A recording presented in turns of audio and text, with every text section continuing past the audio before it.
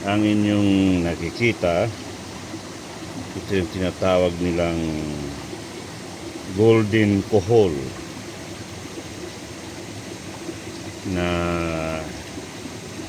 mayroong panahon na ito ay ikinalat sa buong Pilipinas.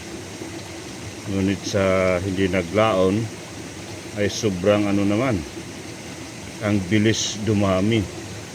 Yan yung mga itlog niya, oh. Yan ang mga itlog.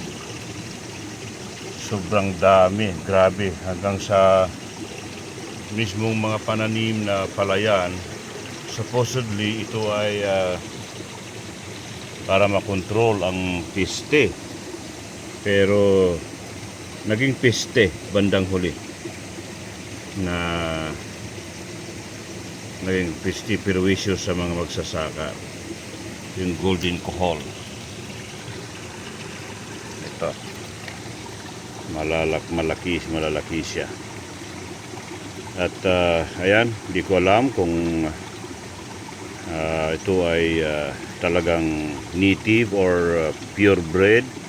Di kaya ito ay isang hybrid or mixed breed, kaya ganun na lang. At nagmura noon ang ganito, golden kohol. Pero yun nga, sa halip na pampuksa ng mga piste sa sa palayan, naging perwisyo sa mga magsasaka. Kaya sa halip nga, ang problema nila ngayon kung paano nila ngayon ito puksain. So sa ngayon, isa pa lang ito nakikita ko rito na piraso, pero marami mga itlog. Ibig sabihin yan, dadami yan.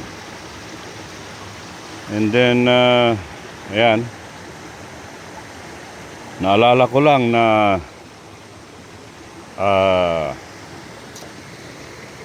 mula noong una panahon sa aklat ng Henesis ay mayroong sa paraiso ng Diyos sa Hardin ng Eden, ay mayroon doon puno ng pagkaalam ng mabuti at masama.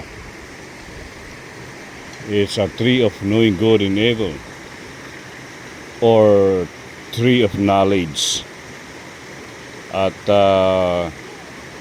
sometimes we interpret the word science. What is the definition or meaning? Ano ang meaning ng science? Ibig sabihin ay knowledge, kaalaman. Ngunit ang kaalaman na ito ay nanggaling doon sa puno ng mabuti at masama, na sinabi ng Diyos kay Adan at Eva na kung ito ay kanilang hipuin man lang at kainin, sila ay mamamatay.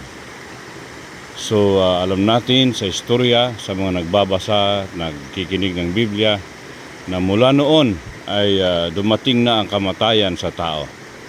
Dumating na rin ang kasalanan, dahil yon ang una-unang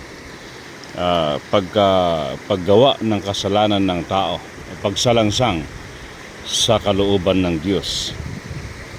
Kaya ayon, mula noon na kumain ang tao ng puno ng mabuti at masama, tandaan natin na lahat, bagamat ang science ay maganda, especially sa ating kapanahunan ngayon, napakaganda ng science, ng pag-unlad natin, lalong-lalo sa mga teknolohiya tulad nitong ginagamit natin na cellphone. Ito ay dulot sa atin ng science. Ngunit tandaan natin na lahat ng dulot o gawa na likha ng science ay mayroong mabuti at masama. Mayroong maganda siya, pero may dinudulot na masama. Lalong-lalo na ngayon ng mga kabataan ay dito na masyadong nafo-focus. At ayan, kung ano-ano ang nasasagap, na addict sa cellphone.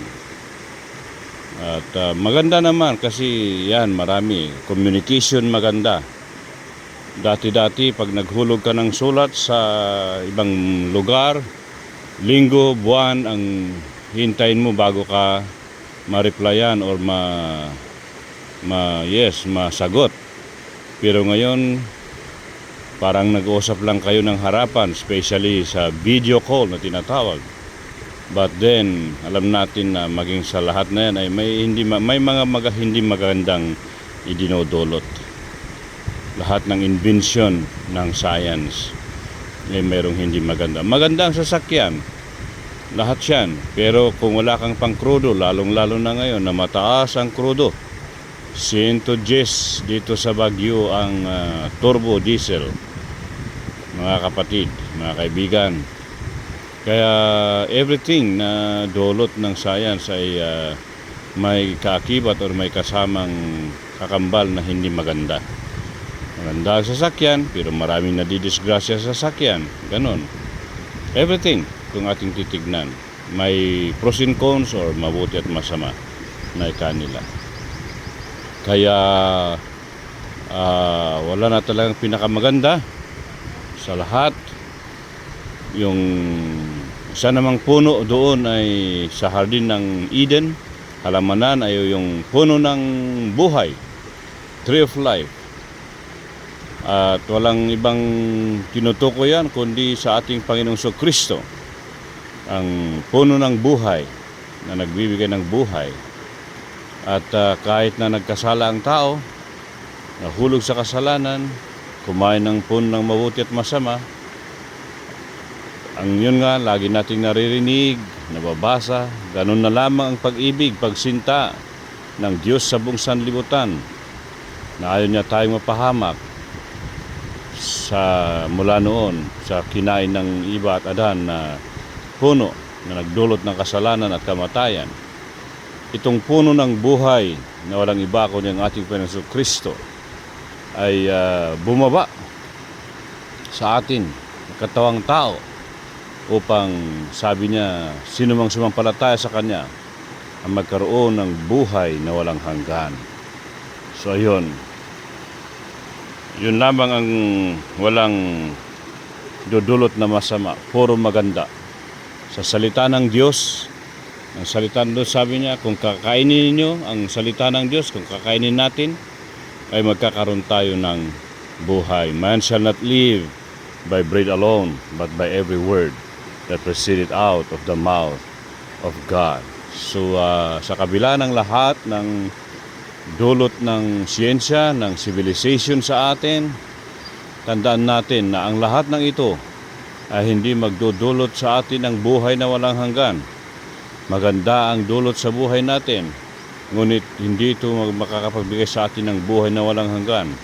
Ang tanging makakapagbigay lamang sa atin ng buhay na walang hanggan ay walang iba kundi ang salita ng ating Panginoon at ang pagtanggap natin sa ating Panginoong Kristo mismo, sapagkat ang sabi sa John 1:1, ng pasimula ay may salita, ang salita ay nasa Diyos at ang salita ay Diyos. At sa talatang 14, ang salita na Diyos na yan ay nagkatawang tao na walang iba kundi ang ating Panginoong Kristo, upang sa muli may balik sa atin ang buhay, ang puno ng buhay, sapagkat alam natin na nung nagkasala ang tao at pinalaya sila sa Hardin ng Eden, ay binantayan ng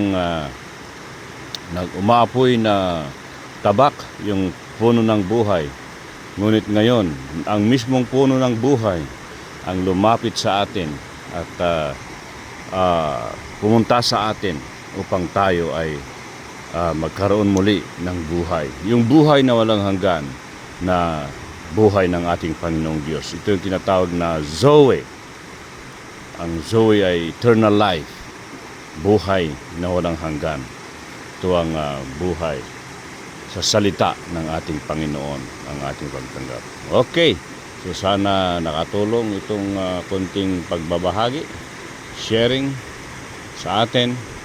Magandang araw sa inyong lahat.